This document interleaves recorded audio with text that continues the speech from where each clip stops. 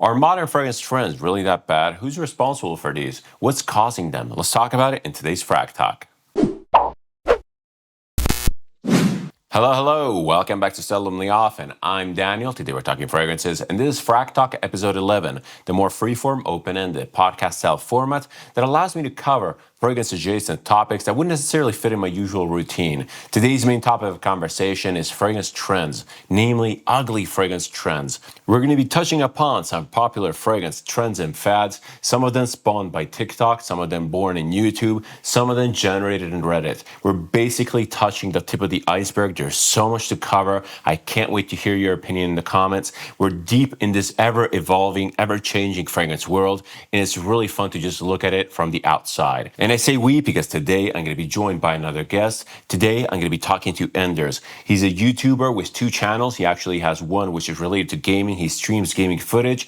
The other one is about fragrances. He's a perfect person to talk about because he's young and I'm old. He has a very good view on the fragrance community, on the fragrance world in the contemporary times. But before we get into this episode, let me just very quickly remind you how this format works. FragTalk is divided into 3 sections.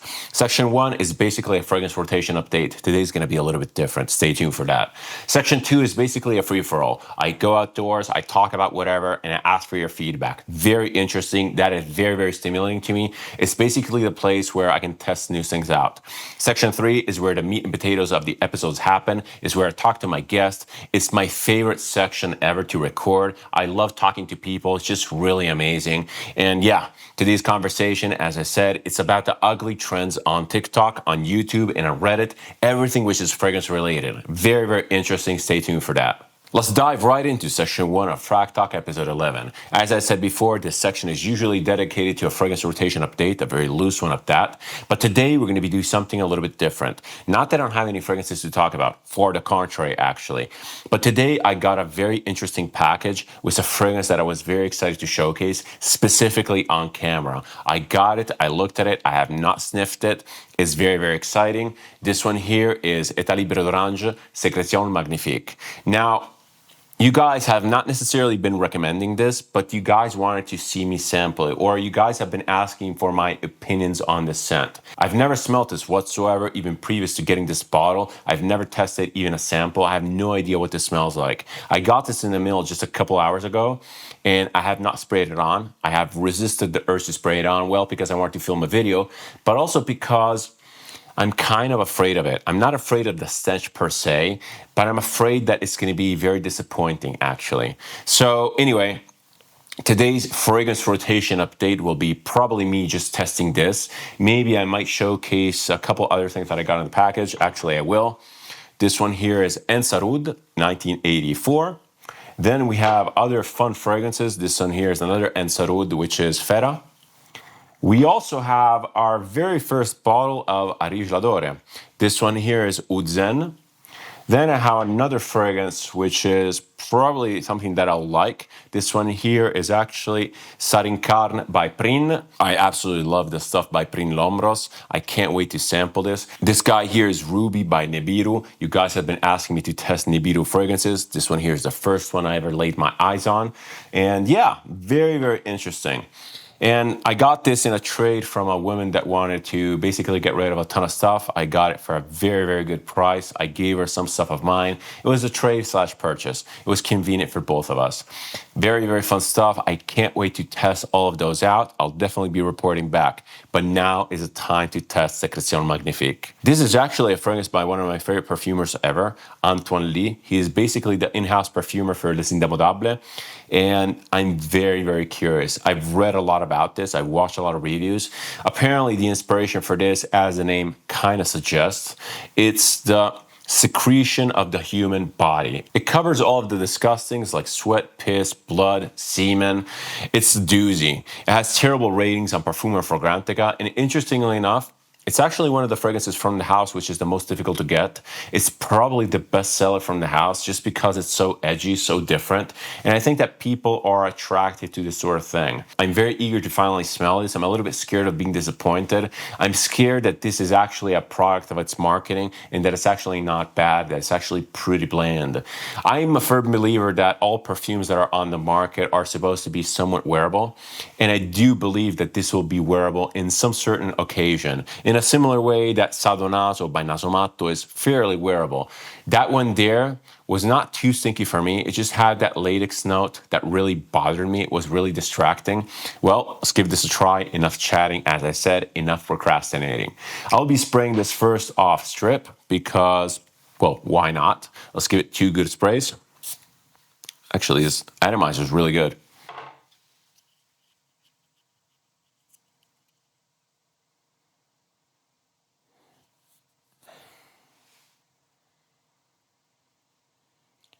Well, it doesn't smell good. Let me just tell you that. But it doesn't smell bad either. It's a weird concoction.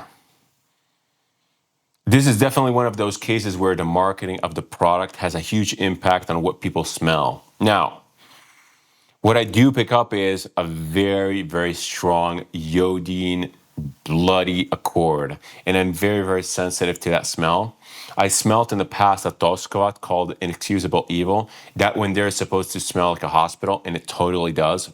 And that smell is unbearable to me. Not because it's bad, but because it reminds me of certain places, of certain situations, and I just can't wear it. That is one of the few fragrances that I really have to scrub off. This one here has a similar vibe to it.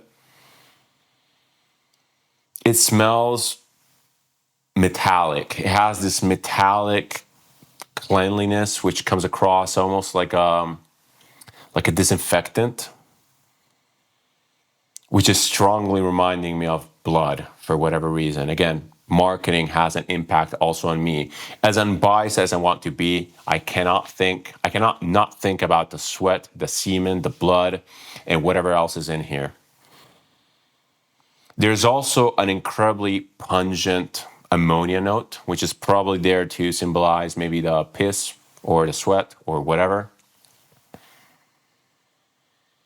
And then there's a very specific musky component, which is probably there to symbolize the semen, I guess.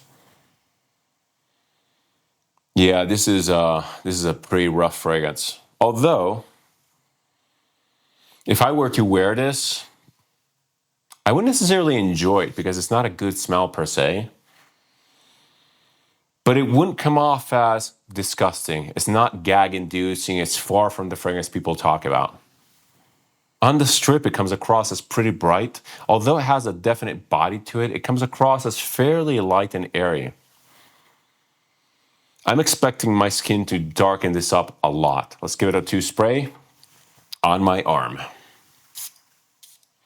I guess I'll be wearing this as my scent of the night, or rather, my scent of the workout. I'm going to the gym soon, and yeah, wish me luck.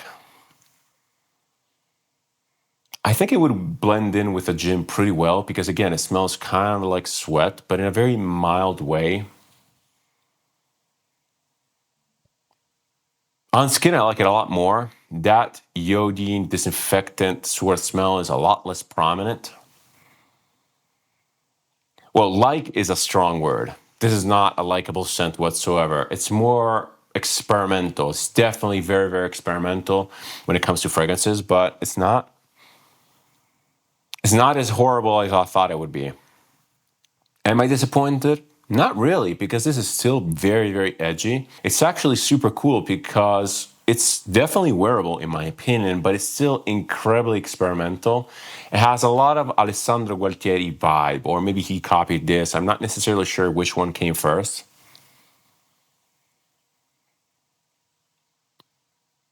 I want to do an experiment. I want some people to smell this without knowing what it is, and they tell me what they smell, because I'm seriously massively convinced that a lot of this has to do with the marketing. If you smell this, it's definitely weird, but it's not too off-putting. There's that The most distracting, off-putting thing to me is that blood thing. It's that metallicness that is, maybe I do associate it to blood or something like that. I'm not really sure, but it's pretty distracting.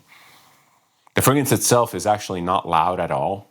It's very close to the skin, so that would make it even more wearable. It's not like you're flooding a room with this horrible smell. It's not bad. It's very edgy, very, very edgy. Do I recommend it? Not really. I recommend getting a tester, sure, because this is basically a staple in experimental perfumery. If you're into edgy stuff, you basically have to go through Sécrétions Magnifiques. I'll probably be keeping the bottle just because it's a statement piece, and I like statement pieces. As per a lot of my Toskovats, I really like the brand of Etat Libre. I think that they're super clever, very intelligent. They're so ironic. They're so tongue-in-cheek. It's objectively an awesome brand, and this one here is probably one of their staple fragrances. In my opinion, it's almost a must-have if you're into communicative, artistic, and experimental perfumery. It's very, very interesting. I'll be definitely giving this some full wears, maybe even at the office. I just want to see what people smell in this, and then I'll be bringing you a full review. On to section 2, though. All right, guys, welcome to section 2 of FragTalk, episode 11. Today we're doing something, once again, a little bit different. I am on my walk, and I'm actually literally walking, so I'm hoping that my voice is not too bouncy. Anyway, I was editing my section 3, and we talk about, various fragrance trends that spark from TikTok, YouTube, Reddit, and I feel that that conversation might have come across as a little bit elitist, and I really do not like elitism. Also, I feel that my channel in general, given the stuff I say, given the stuff that I recommend, it might come across as a little bit elitist, and I'm really not for that. I'm very much against elitism. And on my walk today, I just wanted to give you a couple points of conversation that I feel are important to address. So, first and foremost, my first point of conversation is fragrance is not a competition. There is no prize for having the rarest extrait or the most expensive oud. It's useless. Do not chase the rarity. Do not chase exclusiveness. That is why, despite having, again, recently acquired some, as you saw maybe in section 1, I really do not endorse brands that have this FOMO marketing, that have this exclusivity behind them. I just happen to be able to get them at a very, very good price from a friend, and that's why I jumped on it. The fragrances are absolutely amazing. I just don't like that sort of elitism behind the fragrances. It's really not my thing. Also, people discover fragrances at different stages of life, with different budgets and different cultural backgrounds. Some might start with Dior Sauvage. I have not. I've started with other stuff. But some might start with that. Some might start with clones. And it's absolutely fine. And if you don't even progress throughout your fragrance journey from the Dior Sauvage, it's also absolutely fine. If you have a utilitarian mentality about fragrances, that is perfect. Second point of conversation that I want to address is that the price does not necessarily make a fragrance better. Obviously, there is a degree of truth in the statement you get what you pay for, but we have to definitely talk about the law of diminishing returns, because after a certain threshold, the fragrances get minutely better. They get immediately better after you spend like 50, 60 bucks. But after that, it starts becoming more and more hazy. It starts becoming more and more difficult to really pinpoint the differences. And this is especially clear with artisanal stuff, especially the stuff that I got recently that I showcased in section 1 of this video. A lot of the stuff smells absolutely glorious. It smells amazing. But is it like double, triple the experience of something else? Not really. It's more like a 20% enhancement over maybe another regular oud. And that says a lot. Also, we have to consider the fact that luxury is a thing, especially in fragrances. And oftentimes you're paying for the brand, you're paying for the image of the brand, you're paying for the marketing, you're paying for a lot of smoke, stuff that doesn't necessarily add up to the actual fragrance experience, unless you are into that, which is absolutely fine. Some niche brands or luxury brands are genuinely beautiful, but others ride on hype, packaging, and exclusivity. I don't like promoting that. And that's one of the reasons why I tend to critique brands like Mind Games. Another thing to note is that mass market perfumes can be just as emotionally meaningful or artistically interesting. It's all about your perception. It's all about your point of view. The third point I want to make has to do with the fact that we all start somewhere. And that's a reality. That's the massive reality check of, well, this hobby, but also other hobbies. Most fragrance lovers did not begin with Les Indemodables or Vintage Guerlain. We all started with something extremely accessible. Some may start with Axe, as I showcased in one of my upcoming videos. Some may start with clones. Some may start with just counter designers. It's absolutely fine. And dismissing someone for using beginner fragrances is kind of like mocking someone for learning to read with a children's book. It doesn't make sense. It's really unfair. And again, it fuels this elitism. It makes people uncomfortable. It makes people self-conscious. It puts off people from this awesome hobby. It all comes down to the fact that it's our personal journey that matters. Elitism ignores the fact that we all learn at different speeds and go in different directions. It's really bad and it's really discouraging, especially for the newcomers to the genre.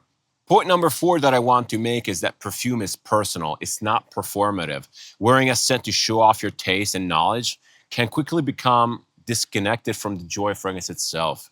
You don't need a statement scent. You don't need to show off your scents. I don't wear perfume to impress other people. I wear it to feel more comfortable with myself. I wear it to have the perfume tell me a story. I like the expression of humanity. Every perfume, especially the artistic ones, have so much humanity embedded in them, and I really do appreciate that aspect. And just to wrap up this quick thought here, if you're new to this and you're feeling overwhelmed, if you're feeling left out by the elitists, just ignore the snobbery. Follow your nose, trust your instincts, and enjoy what makes you feel something. That's the point. So whatever you like, if it's a clone, if it's a designer, if it's a niche product, if it's an artistic product, and if it's one of those uber artisanal houses, so be it. It's fine. Just don't impose your knowledge on people. Don't expect everyone to go at your own speed. And again, sorry for the pseudo rant. I just feel that it's super important for me to address this because I'm very much against elitism in every hobby. I've been there. I've been into very expensive hobbies with a lot of elitism. Perfumery is one of these.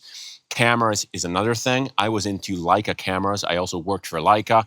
And Leica is a brand which is fueled and tarnished by elitism. It really serves no one in the community. It doesn't even serve the elitist himself. It doesn't really bring joy to anyone. I see it as a form of bullying. I see it as a form of mobbing. Please do not do that. I do not endorse that. If I do that, if I say anything that is remotely elitist, please point it out. On to section 3 of the FragTalk. I hope you enjoy it. All right, welcome to the channel, Enders. I'm happy to have you on. It's been great. It's been great talking to you all these months because you've been following my channel for quite some time and you had a lot of fun stuff to say. So I figured you would be a really great guest to come on and have a decent conversation. Today, we're going to be having a little bit of a conversation which is more modern, I would say, more specifically related to our time in fragrances, the space of fragrances, the community of fragrances, everything about that. But first, give us a little bit of an introduction. I know you have a fragrance channel. You also have a gaming channel. Let's hear a little bit more about you. Well, I started getting into fragrances probably about a year and a half ago, and it was because I just look at my fragrance shelf and I said, I haven't really updated this in a very long time. There was like Cool Water and Bleu de Chanel, and I started looking around at YouTube and social media, and then I found a bunch of different channels, and ultimately got sucked into the fragrance hobby, looking at all the artisanal stuff now, everything from Les Indemodables to Bortnikov. So that's where that started, and doesn't look like it's going to stop anytime soon. So my dad has always worn fragrance, probably for the past 40 years. And I have always just gotten fragrance as a gift. I remember the first one that I got was, I think, I was maybe 12, and it was a old bottle of Gucci made to measure, which is now discontinued. I still have it. And I remember being, you know, I don't really know what to do with it. I was spraying, under my neck, and in high school I would wear it for very special occasions, but I was always around fragrance and interested in fragrance. My mother wore it as well, so I was Cool. always around it. Did you, I mean, other than your family, like were your peers still wearing fragrances, already wearing fragrances? Because, for example, I grew up in a culture where pretty much no one was wearing fragrances. So Yeah, I I would say got the same into it thing. fairly late. I would say the exact same thing. I would say almost nobody near me wore fragrance at all. Even today, Right. like my father's really the only person that does that. Because today, within the younger crowd, it's pretty crazy. And we're going to be covering that definitely.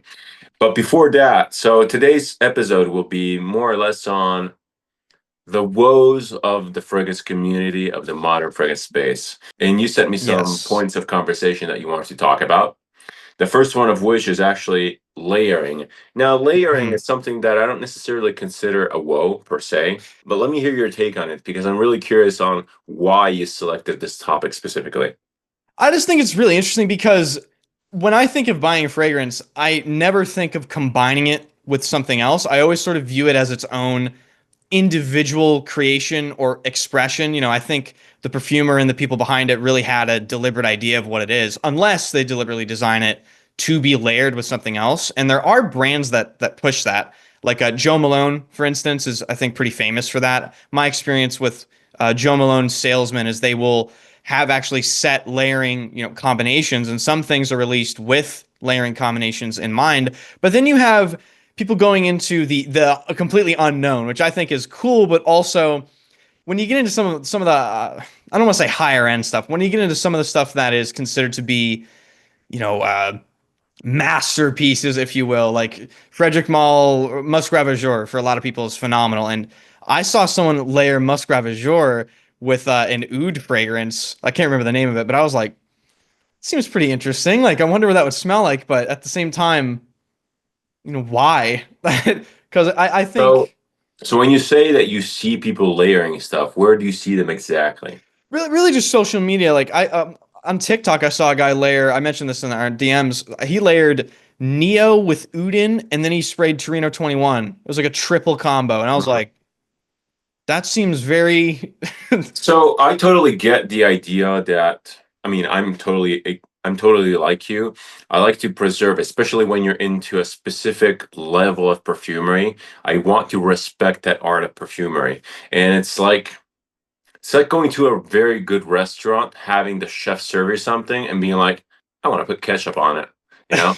It just The feels ketchup kind on of like steak. that. I like to respect what the original vision was. It goes like perfumery go through so many iterations, and having you just decide to like mix mash stuff to me is a little bit disrespectful. Now, that being said, I have to say that I'm not necessarily offended by people layering. Meaning that one of my friends that we trade perfumes with, she layers constantly, like pretty much everything. She layers very expensive, weird stuff. She layers Silver Oud by Amouage with fruity concoctions like Herbavura. Oh, that Again, sounds to really me, good, it's like, actually. why don't you just find that fragrance that kind of combines the two things? Just wear King Blue, Try the moon. the moon. But no, some people just like the personalization aspect, and kudos to Yeah. them. I really do applaud them. I just feel a little bit, first of all, overwhelmed Oh, yeah. No, I because don't. again, Wouldn't I even pick know where up to begin. something that I respect so much, and I'm like, what am I gonna pair this with? You know. So some perfumes, as you say, they're kind of meant for that. I feel that the best combinations to be layered would be stuff which is very, very simple. Like So if you molecule. go for, yeah, or like molecular fragrances for sure, but also stuff that is very much single note. So for Yeah. example, if you tried the stuff by Peri Montecarlo, Yes. by I Profumo owned d'Aroma, Cedro di Diamante. It was yeah, those beautiful. are those are easy to layer. So for example, Cidre Diamante, I think you got on my recommendation is absolutely gorgeous. Yes. I absolutely love the opening. Great recommendation. But as I also mentioned during my recommendation, the thing doesn't last long at all. I get So maybe an hour. exactly. So you could potentially like elongate the wear experience by layering something like an ambergris based fragrance, which pairs well with the citruses. I can see that, or like a musky fragrance or something like that.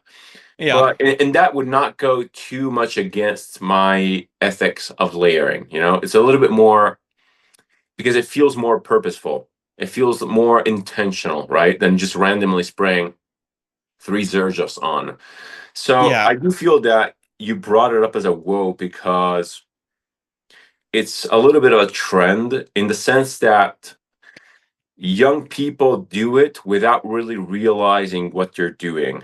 And I Yeah, feel they're like doing that it is a because they heard commonality. about it. Yeah, I feel that all your frustration kind of like revolves around people not really respecting the art of perfumery. And I totally get it. I'm with you with that. But Maybe it's a bit of a snobby take, which is, that's okay. it can be. It can be. I mean, I can see myself in third person and be like pointing my finger like, just let the kids be kids, right? Yeah. But Oh that my being God. said, Yeah. I do kind of feel your frustration. I do see it. I do get it. I don't even watch TikTok, but I kind of get what Ugh. you're talking about.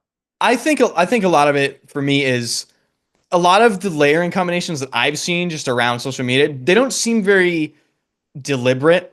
Like, because I mentioned layering to you in our DMs, I have two orange fragrances. I have Joe Malone Orange Marmalade, and I have Guerlain Mandarin Basilic Harvest. They're both different.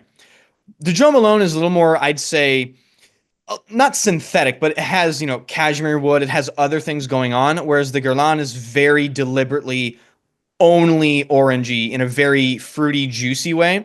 And just because I was curious, I actually layered them before we spoke, and it's on my arm right now. And the two things, I consider that to be like a deliberate thought where it's like, okay, the two orange fragrances, they're different. What are they like when they're combined?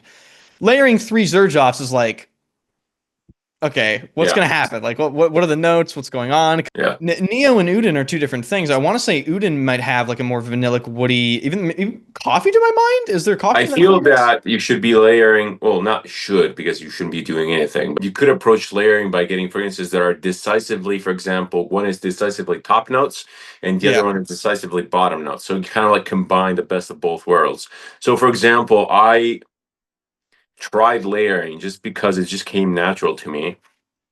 I have a woody fragrance by Parfum Roma called Arzo, which I absolutely love, mm, but that's that's beautiful. very base heavy. So it's very bassy, very drony. It just sits around in the bass.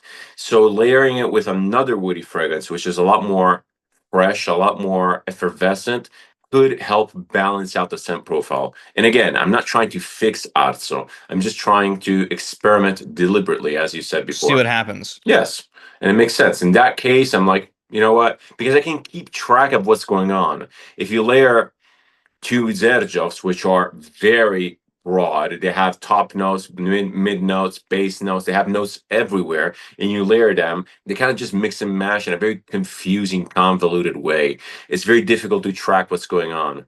Yeah. Yeah, exactly. All right. So that being said, layering was a little bit of an introductory topic. Let's go into our actual frustrations here. So we have as a first point of conversation here on my list, I have social media in general, social media fragrance, specifically the need for validation. And you're going to cover that in a sec. Then the TikToks and everything that goes on in the more young community I'm taking. Yeah. Yeah. So So, before we get into this conversation, I just had a question for you. okay. Did you, I mean, you look young. You're definitely younger than me. Yeah. But so my question is, were you ever in that phase? Did you transition out of it? Are you looking at it with experience, or are you just kind of like pointing a finger at something which is alien to you?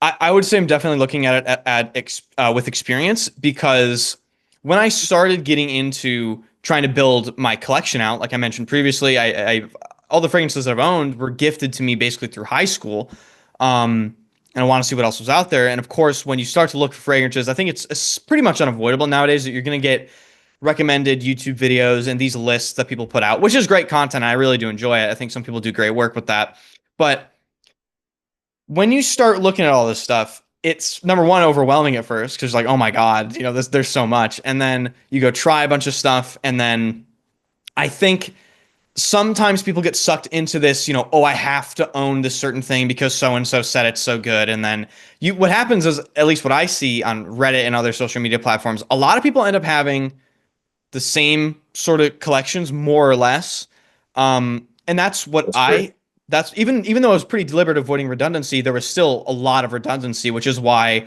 I own, I think, 60 something fragrances now. And I think I've bought and sold combined, maybe over 200 at this point. So I've really cycled out. I'm kind of like you. I really rotate stuff.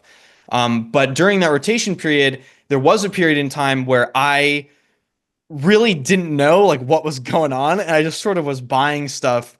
I don't want to say impulsively, but I definitely wasn't considering it as much as I consider purchases now. And I Yeah, you really were try buying to like the avoid that now. standards. Like you see these Exactly. collections online, which are all the same. You have the Yes. YSL EDP, you PDMs, have the the Savage, you have the PDM, you have Naxos, you have mm-hmm. all of the Owned big all hitters, those. all of the big hitters. And you see them, and I feel that one of the things you spoke about Reddit, on these Reddit groups like fragrance or colognes or Yeah. whatever else, you see people like having seeking validation and like Oh my having God. people rate these collections or rate a purchase even like, hey, I just bought this, what do you think? So I'm not hating on the people. When I see those posts, I want people, I guess, to really go through the same sort of thing that I did and understand that you don't have to do anything when it comes to your collection. Like, if you want to have a crazy collection full of only Beaufort London, you can do that. Like, you don't have to. Nobody has to tell you anything. You don't have to get any sort of approval from anyone else. And I understand why. Like, they want to feel like they have, I guess, a collection that would satisfy maybe people around them, or they want to feel as though they're going down the right path. But I think a lot of people get blinded by that, and they don't see that.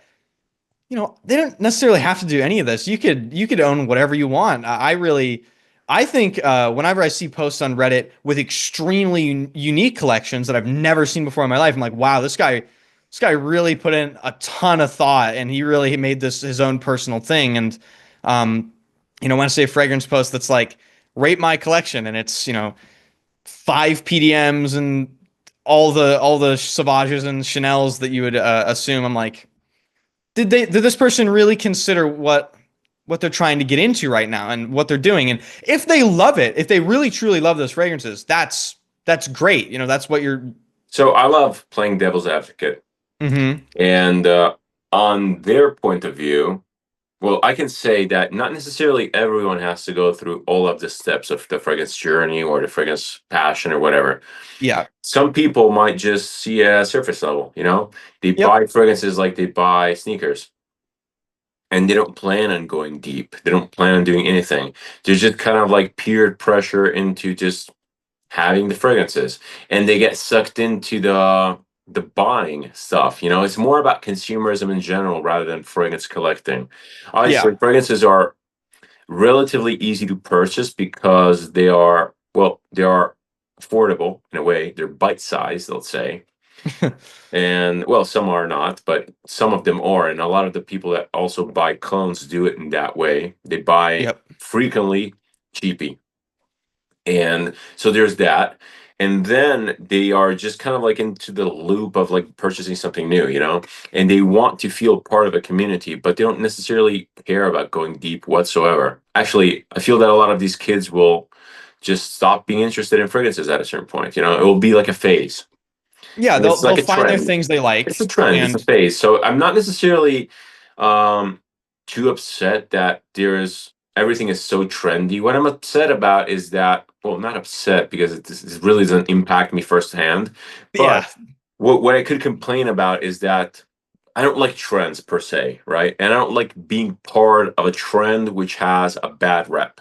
That's the Hmm. reality of it. So I don't like to be associated to that.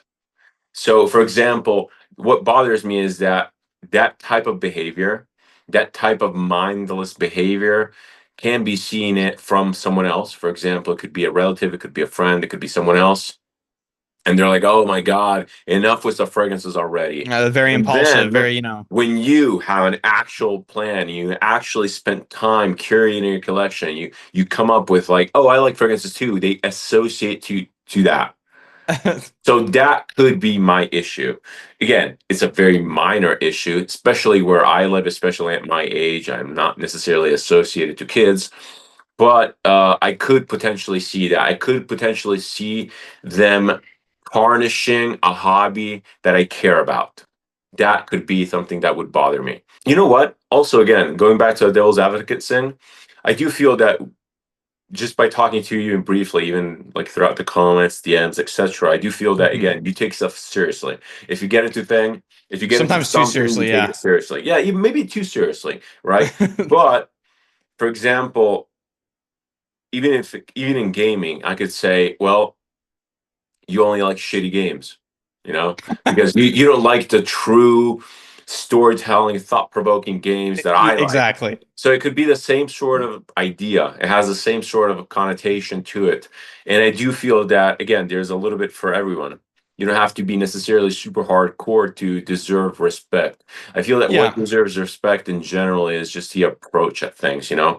Like, and I feel that also you might appreciate more humbleness. As you said, if you like those fragrances, if you like those more popular fragrances, more power to you. Apart from this giant social media calderon of confusion here Yeah. with kids and TikTok and weird trends, we also have the trend of maceration, which you wanted to talk about, right? Mm, yes. This is interesting. Right. So you're very into Amouage just like I am. They just recently released a batch of Reflection 45 that, to my understanding, was just, I guess, left to sit for longer, macerated for longer. So we should first acknowledge that maceration is a real thing that occurs in fragrance. So we're not coming at it from the point of view of like, oh, maceration is like it doesn't exist or it's like it's complete BS. So just to be clear, sorry to interrupt you. Just to be clear, Mm-hmm. we have to make a distinction between maceration and maturation. Now, Yes, yes, maturation is actually what we're referring to, but we're going to call it maceration because everyone calls it maceration. yes, exactly. Right. Totally understand what you So mean there. maturation is when a fragrance is actually done, like Mm-hmm. officially, it's a final product, and it's just sitting there for Yes. God knows how long. It could be sitting in a container in a pre-bottling phase, like in the case of Amouage, or it could be sitting specifically into a bottle on someone's shelf, right? Yeah. Okay. So with a lot of these, I guess, Middle Eastern clone houses, there's been this thing recently where people will buy these and they're only, 20, 30, 40 bucks a pop. They will spray them and they will let them sit for 3 months, 6 months. Then they'll come back to them and say, wow, this has completely changed. It's absolutely incredible. And to me, it's like if you buy a fragrance, I never buy anything with the intention of letting it sit on my shelf completely unused for 6 months with the hope that it gets better. I think when you buy a fragrance, you're buying the finished product. And any changes that may or may not happen during your ownership of it, that's just part of the life of owning the fragrance. It should never be like this deliberate act where you buy something and then it has to sit for a certain period of time in order for it to be like better or good, It's that is I think I don't understand that at all. I agree completely. That's pure insanity to me. I It's mean, like stupid. even buying a product thinking that you have to like finish it or wait for it, it's absolutely insanity. I'm not the That being person that made this, said, like that being said, I have a couple takes here. So okay. first of all, I smelled that Amouage batch. Oh, you did, okay. Yes, and it smells exactly the same as mine. I actually have that batch now. My bottle of Reflection 45 is that batch Okay. because a friend of mine, we were comparing it. He got that batch. We were comparing it, and he liked mine more.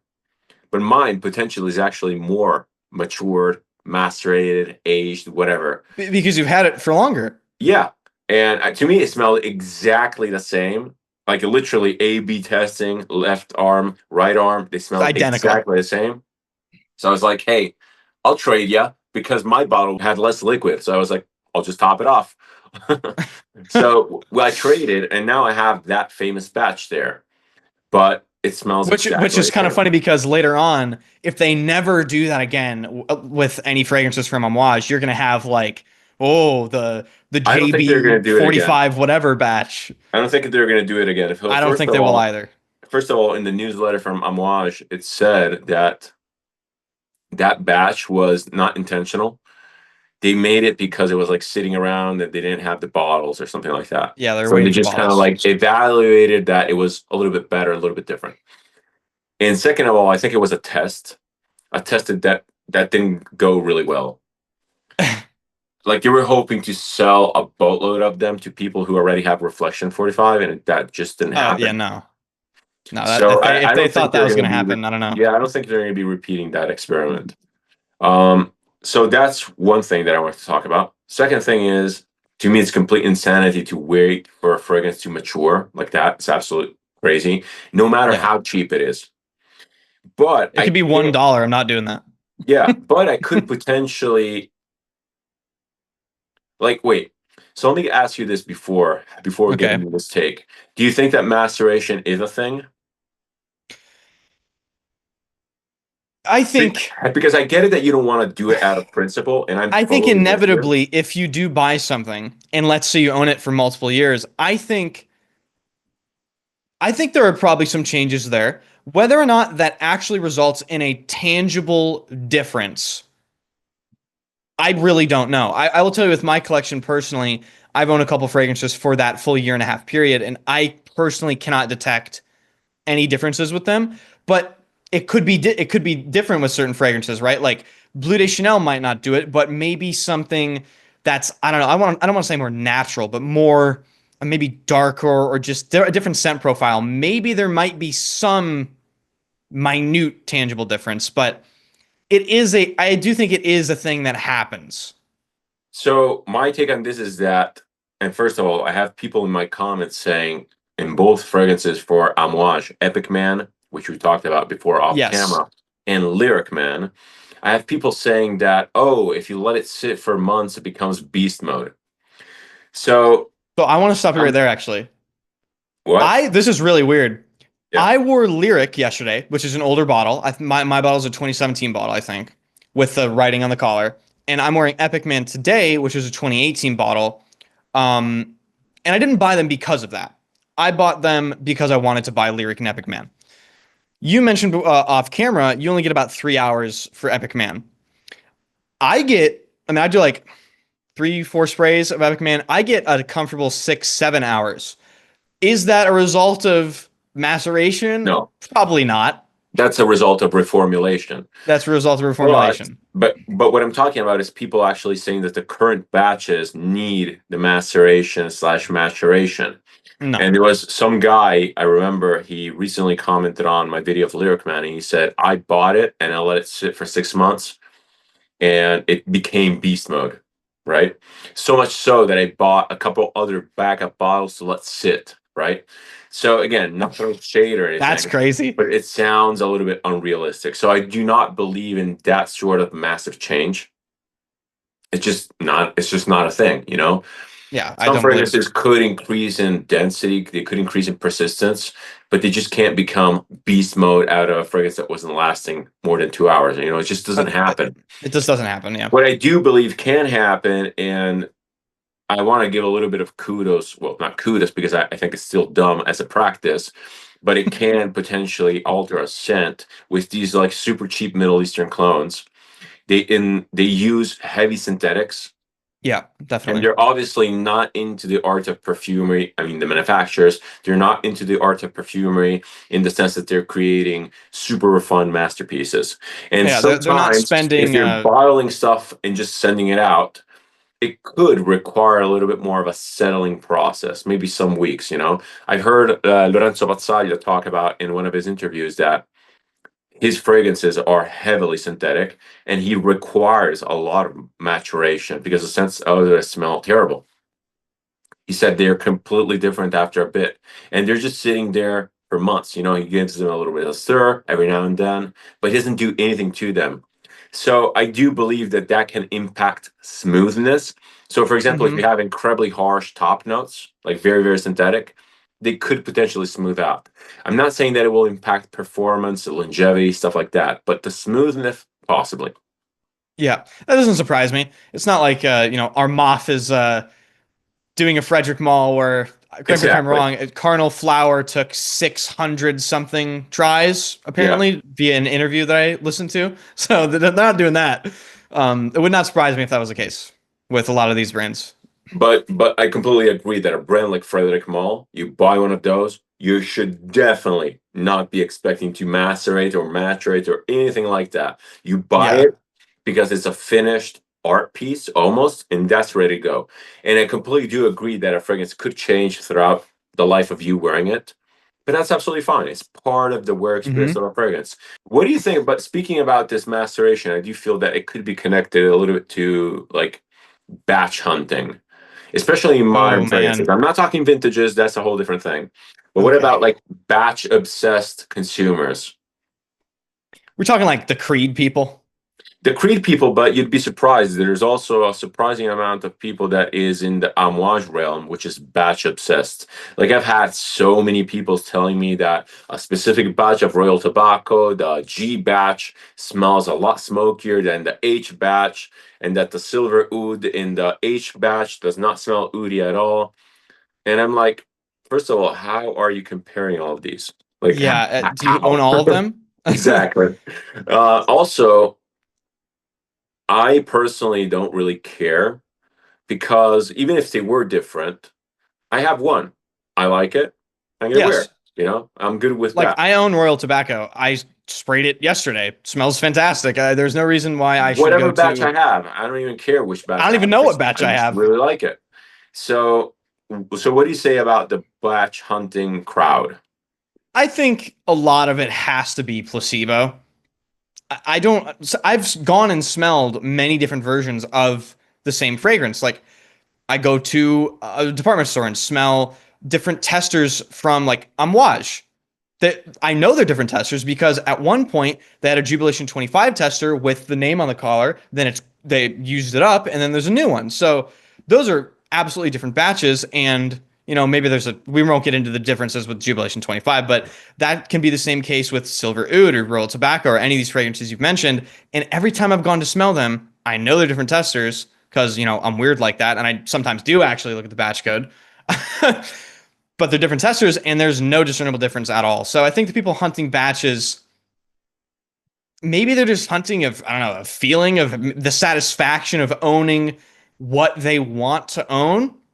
And maybe they're not necessarily paying attention to the actual differences, if there are any, in the smell.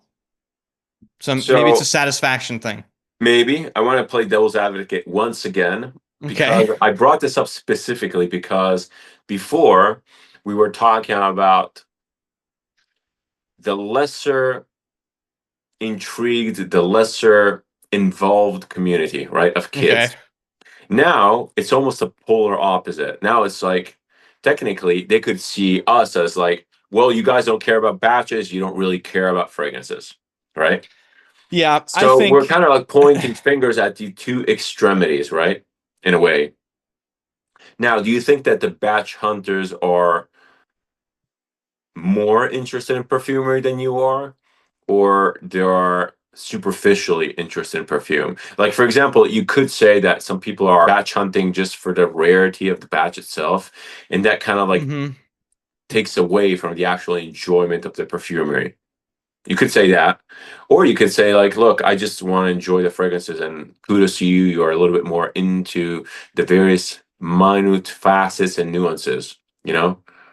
I think it may be a case of, they might be equally into, fragrances, but maybe they have the one fixation, maybe they have that one thing where like it's like the Creed Aventus people, like they love collecting different batches of Creed Aventus, stretching all the way from release to the modern the F batch stuff, and then they debate the differences between the F batches. Oh, this is different than this.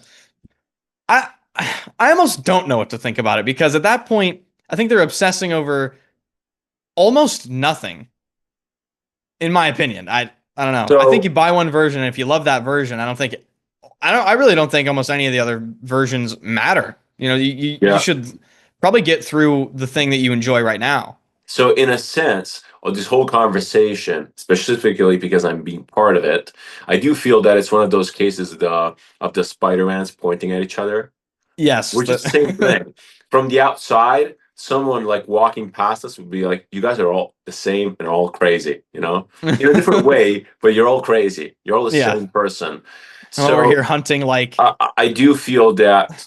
it's interesting because this leads to the concept of the fragrance community being extremely divided in a way. There are various categories, right? So There are there's so again, many niches within the niche. yeah, there's like the newcomers, which are again into like, well, the newcomers to niche, I would say, there Hmm. that are into the PDMs, the Zerjoffs, and all of those. Initios, Yeah, and all of those hyped fragrances.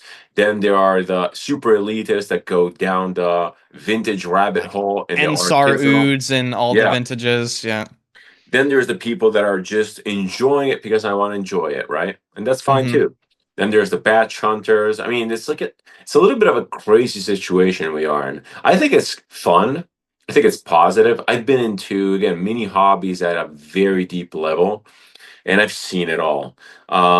During my university years, I was a semi-pro Magic the Gathering player.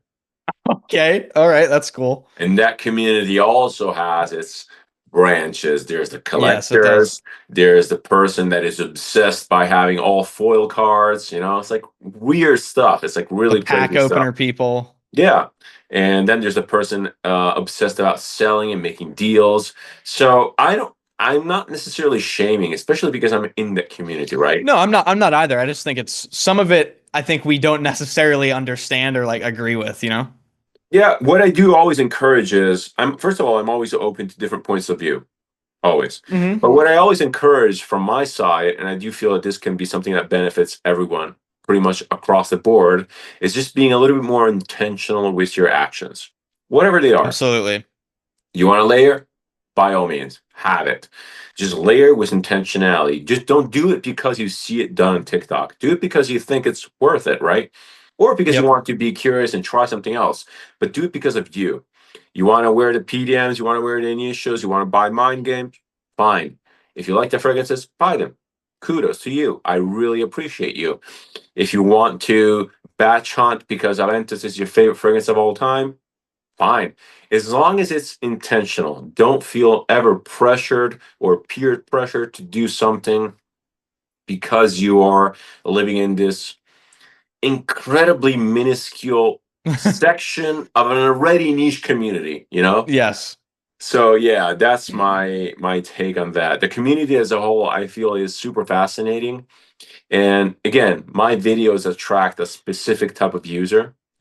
I talk a lot about communication. I talk a lot about the artistry and perfumery. So obviously, a lot of the bros that are after creative Ventus batches, they're not interested in my videos, and that's absolutely fine. Hmm. Uh, but yeah, ultimately, the community I feel is very fascinating from my perspective. I just look at it, and I do savor it. I do experience it. I am on Reddit. I am not TikTok because I don't have TikTok, but other Yeah. than that, I'm pretty much looking at everything, even just to know. The worst thing to be, also from my point of view or from our point of view, is also being elitist and being closed-minded and not wanting to even be open to any sort of suggestion. That also is, to me, is almost as bad, if not worse, than people just having fun. Closing that community part, speaking Hmm. of or continuing to speak about fragrance woes, there's a huge other portion, which is the state of the fragrance brands, right? Oh yes, yes. So you mentioned that you wanted to, let's say, rant, let's say, talk, whatever, rant a little bit about the products that major brands put out. They're sort of encouraging low creativity. Like, this is a subject that I already covered in other frag talks very briefly. Hmm. But yeah, you wanted to talk about the various elixirs, flanker storm, and general brand direction that some bigger brands have. So what's your take on that? So when we talk about elixirs and all this stuff, I think the one that started it all in a lot of people's eyes was probably Dior Sauvage Elixir. Maybe you could argue some other fragrances before that, but Dior Sauvage Elixir, really, really popular, great fragrance. But I think these brands saw their success with that one and were like, we need to do that. So then, of course, Jean Paul Gaultier and uh, Boss Bottle and all these other companies started putting out all this stuff. And some of them are great, like Boss Bottled, I think it's called Absolute, very well received by people. But then what ends up happening a lot of the times is there's literally like five 6 versions of the same fragrance that come out sometimes. It's like, dude, I don't even know. It just seems completely over the top, and it seems like a kind of a blatant money grab at that point. And a lot of the creativity is just gone. Like Jean Paul Gaultier Elixir. Okay, fair enough. That's a very well received fragrance. Very does great with people. But then like Jean Paul Gaultier Elixir Absolu came out, and it's almost the identical bottle too. It's very minute differences. You can tell them apart, but like they're not even going a lot to differentiate the bottle at this point. Um, and I don't think that Absolute Flanker is doing very well from at least from what I've seen. So I think it might be actually starting to recede slightly. I think they were limit testing, and I think right now, at least with some brands, it's starting to be like, okay, we need to we need to maybe relax a little bit and just have what we have, and maybe come up with some other lines. At least that's what I hope is happening. I want to ask you two questions. First of all, as a content creator, which you are, and this is not Hmm. necessarily related to content, but it's about putting out a product, right? Your videos Yeah. are a product. And as a perfume is a product for a company. Let's say you just put out the same thing over and over again and you have your success, which is okay. And at some point you try something a little bit different and it explodes.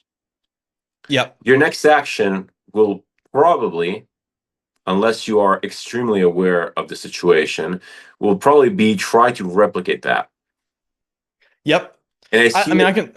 Yeah, and I just can to give you speak an on that from a example, in content creation, fragrance related content creation, I've seen a couple of super tiny channels that were putting out videos for months.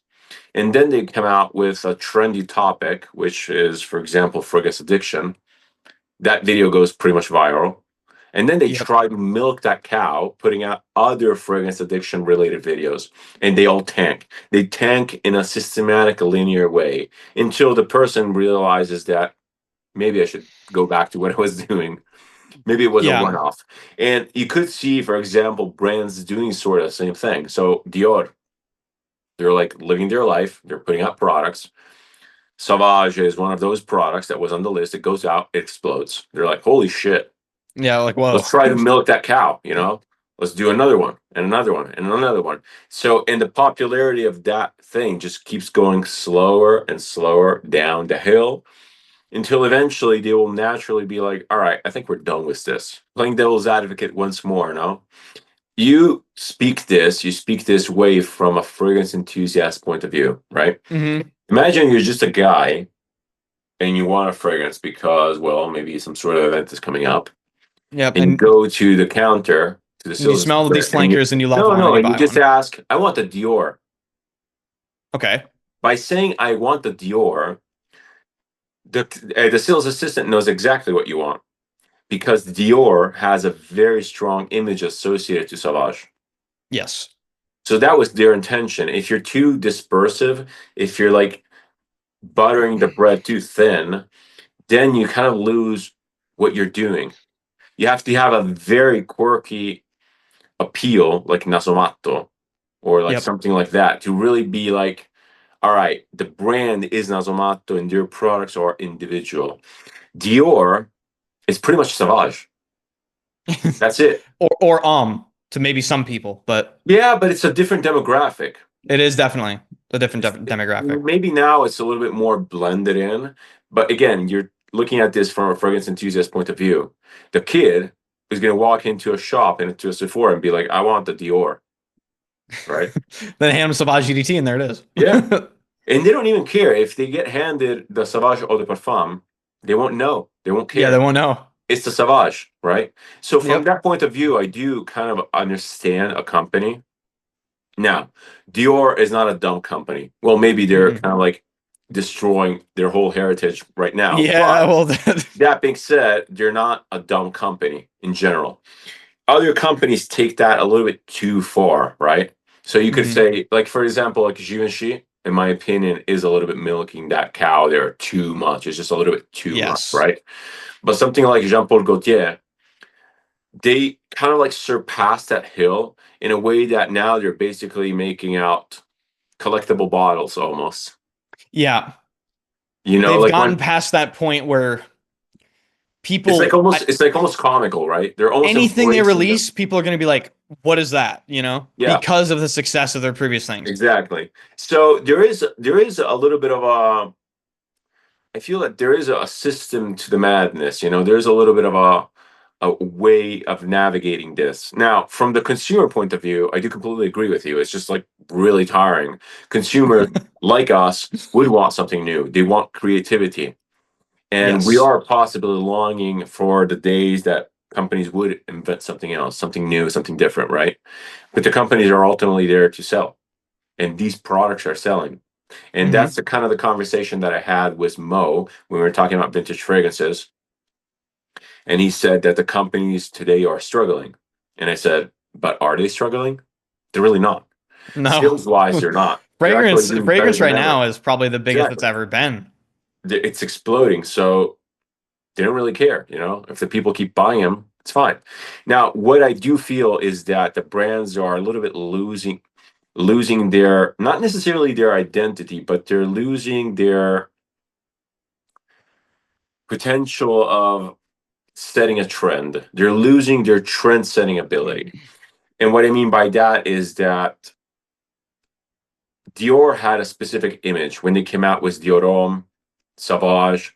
They came out with an image. They had a very specific testimonial for that fragrance. They had that image. They had that art that was associated with that fragrance, and that was synonymous of the fragrance. It wasn't the way around. Now they're basically pushing out product with no real communication behind it. Even if the communication is very, very abstract and it's very surface level, they're still not really doing anything for that. They're really not bringing out new commercials. They're just kind of like feeling that fire. They're just putting gasoline on that fire. Yeah. For fragrance enthusiasts, that is incredibly low effort. And you look at a company, you're Yes. like, I'm upset because you have so much potential. You could be doing such great things, And and you're not. even Chanel, they didn't go 100% into it. I still view Chanel as extremely deliberate. They barely released anything. But even Chanel sort of got into that. They dipped their toe in with Allure Homme Sport Superleggera, which was a limited edition, which you now can't get anymore. They haven't released, Chanel has not released a new men's fragrance, and I want to say 6 to 7 years. Yeah. And that was the first one they released in their, like, I guess, Allure Homme since then.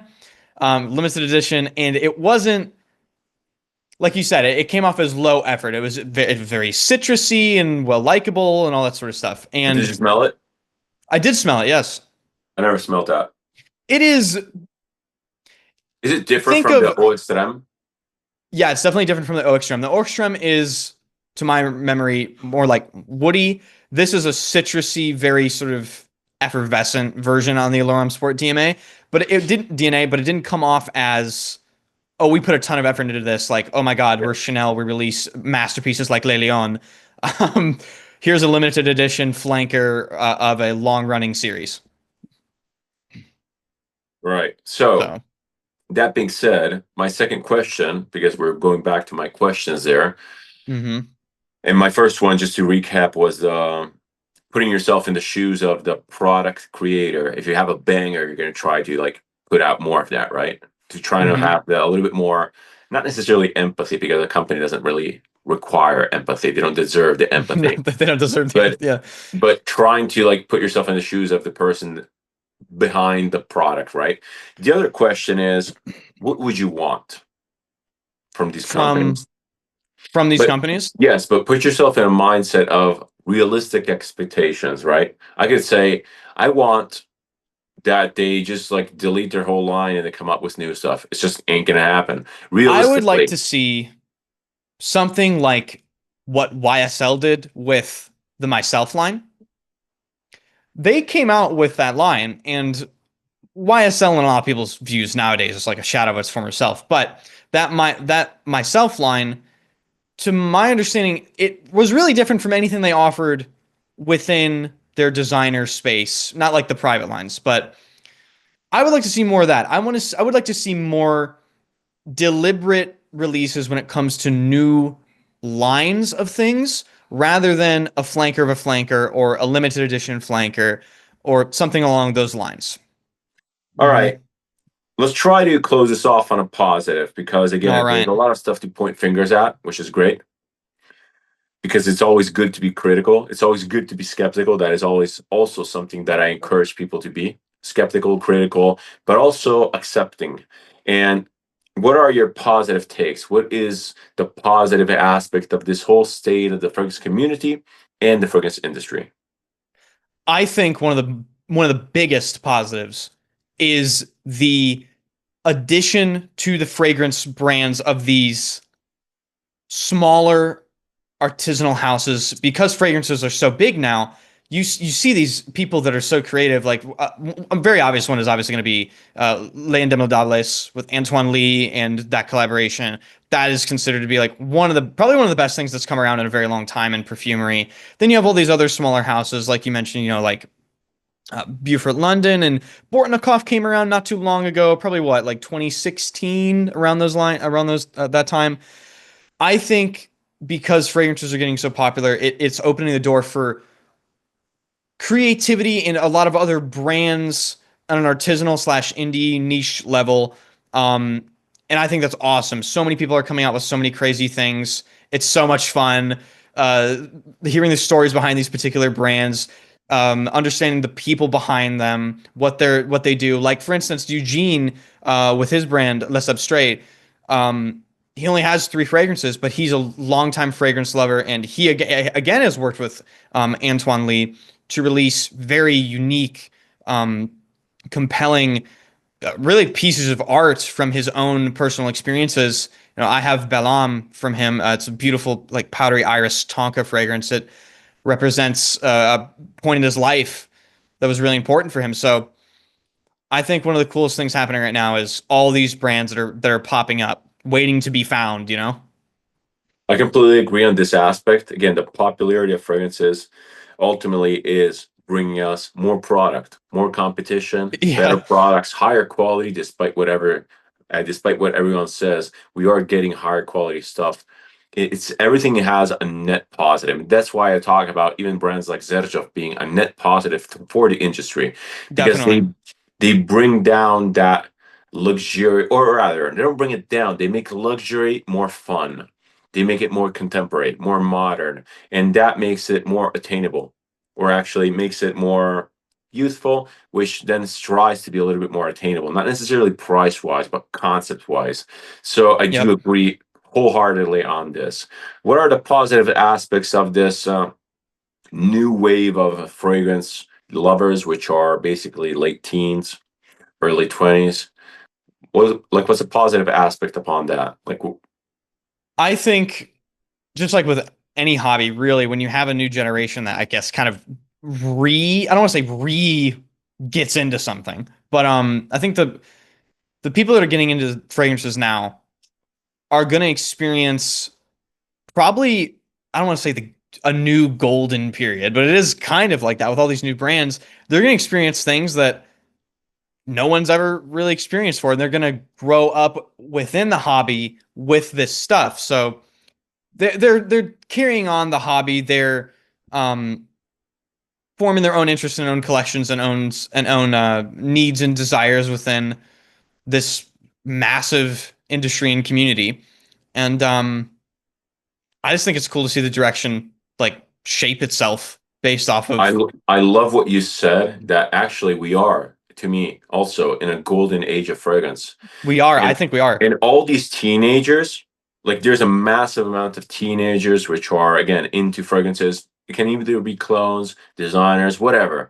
But the point is that a portion of these will grow up to be seasoned fragrance enthusiasts, and they will Hmm. be the parents of other kids, and they will enforce a different type of culture. Stuff like this will ripple through time.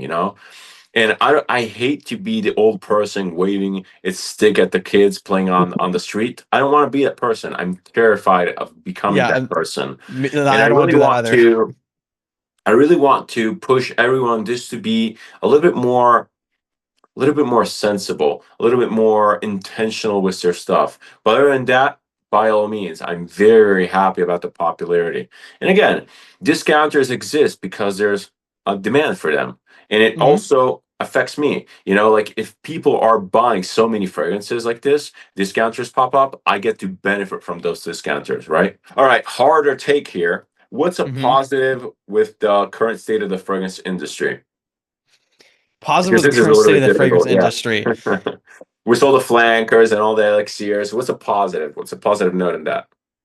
I think, just like anything else, this sort of stage we're in right now with all these flankers and all the things that are going on, I think eventually this will be considered a phase. And maybe some of the things we don't like right now, like, for instance, some of the stuff that Dior is doing that you brought up, some of the stuff that Amouage is pretty controversial with, like, the Essences line and all this aging stuff. I think the information that's being gathered right now by these brands will be used to, for lack of a better term, lock in later on, right? They're gonna do incredible things again. They're gonna do things that are innovative, that people want them to do. It just may take time. Like you don't get a Le Lion every year. You don't get a Shalimar every year. You don't get a Dior Homme Parfum every year. So I love it. I I love think a it. lot of this will be considered a phase. It'll continue, but maybe my point is not as heavy as it was initially.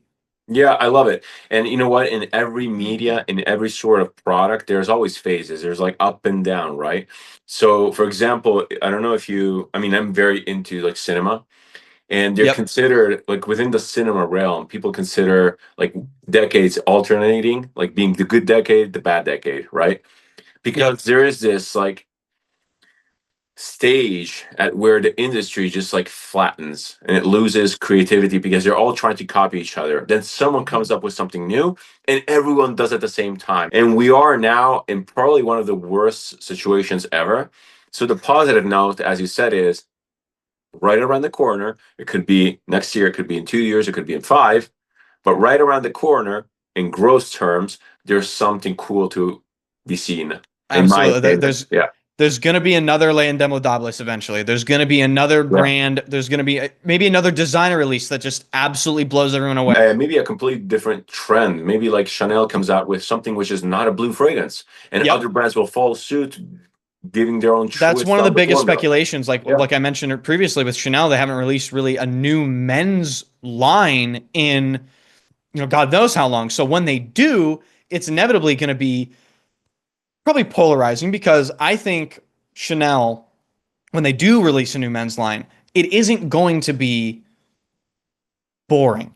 I think Yeah. they'll do something very Chanel, but also Hopefully. very I really hope so. interesting. I hope so. So, All right. Super cool conversation. We covered many topics. yeah, Thanks. It was interesting. I can definitely see you having another Frag Talk, another presence on Frag Talk. I think you have interesting I points would of be honored. view, I'd be honored. especially because, well, you're in a different demographic. And I'm noticing that all of my guests have their very specific sort of ideas and opinions. So it's nice to rotate and it's nice to have you back, I think. Really, really cool. Follow Enders on his perfume channel, which I'll be linking down in the description below. Follow his gaming channel, which I'll also be linking in the description down below. I'm That's a not really completely sure how different much of thing. my audience will be into that, but hey, I like it. Anyway, thanks for the time. Thanks for talking. It was really fun. Hope to see you next time soon. Yeah? Yes, thank you so much for having me on. All right. Cheers, man. If you like this type of content, if you like my approach to the video, feel free to subscribe. It's always massively appreciated and it helps the channel. If you want to interact with me, leave your comment, suggestion, opinion, or anything else down below. I always reply and I always keep the conversation open. Thank you so much for watching. Thank you so much for your time. It's never taken for granted. Many more fun Frag Talk episodes to come up. Many more very fun conversations. It's basically my favorite format ever. See you in the next one and cheers.